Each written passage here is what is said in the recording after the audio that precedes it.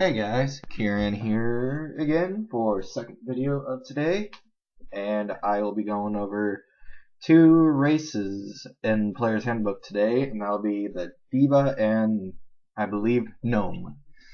Okay, this race right here, Deva, is taller than a Dragonborn, surprisingly. They are about 6'1" to 6'6", or they're about the same height as a Dragonborn. Average weight is 175 to 184 pounds. Their ability scores are a +2 to intelligence and a +2 to wisdom. Their size is medium. Speed of 6 squares. Vision is normal. The languages they know is common and a choice of 2 others, like the half. They're the only race, I believe, that can learn 2 different languages besides common. They have a skill bonus of a +2 to history and +2 to religion. They have a +1 bonus to all defenses against attacks made by bloody creatures. They have a resistance to necrotic damage and radiant damage equal to +5, 5 plus 1/2 your level. They have an immortal origin, and they have a memory of 1,000 lifetimes encounter power that you can use.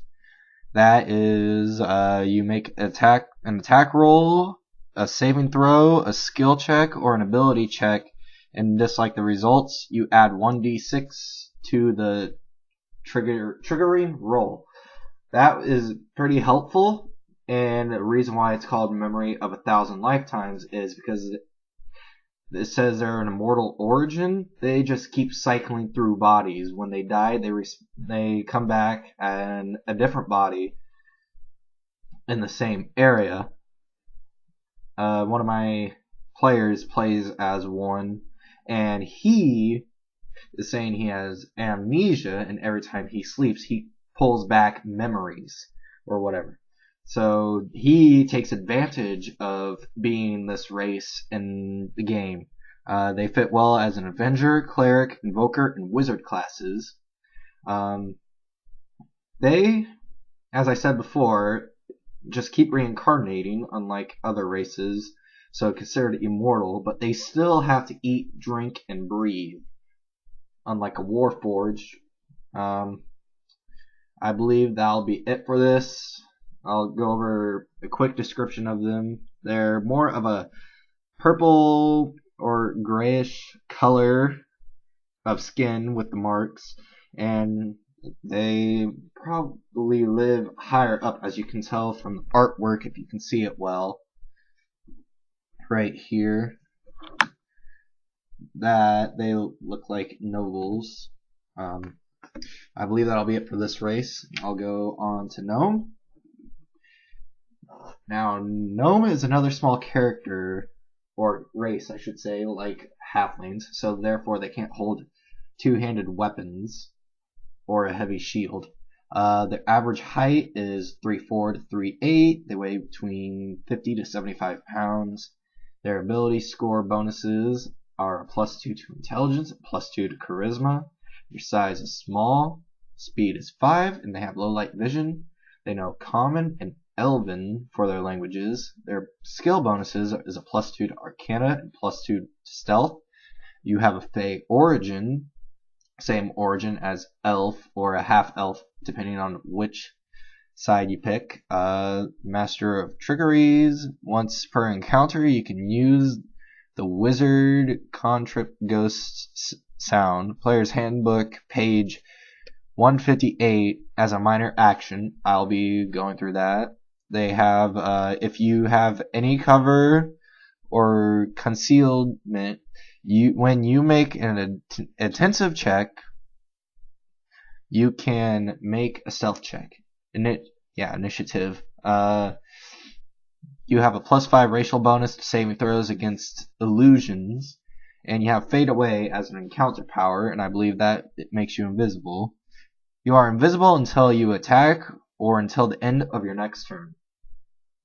So that's a good one to flee battle or something like that. If you're playing as a gnome, you fit well into race. The race favors Bard, sorcerer, warlock, or wizard. Anything that pretty much involves arcana or some kind of magic. I imagine that most people know what a gnome looks like, but in this, they're not like garden gnomes. They're more of a small elven warriors. Pretty much whenever someone says elf near Christmas, they probably think of Santa's elves. Well, they're probably about the same height, but more deadly and trickier. So, and I think they would also make well for rogues. Once you reach a certain level, you start getting bonus to certain.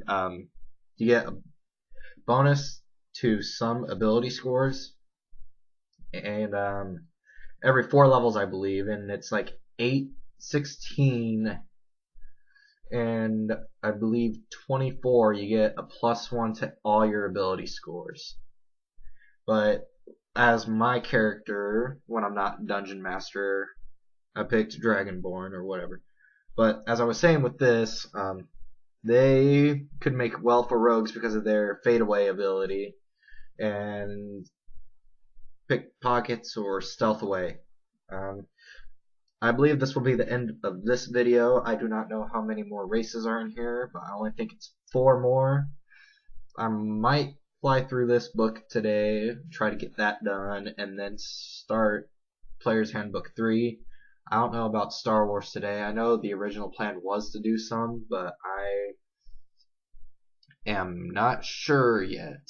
So I will try to get all this done first to get onto Star Wars, because I'm more familiar with Dungeons and Dragons than Star Wars, since I've only had 1 or 2 game sessions of Star Wars and everyone's still learning. But I will see what I can do today. That'll be it for this video. Like, subscribe, become an adventurer today, and still have that hunger for adventure, guys.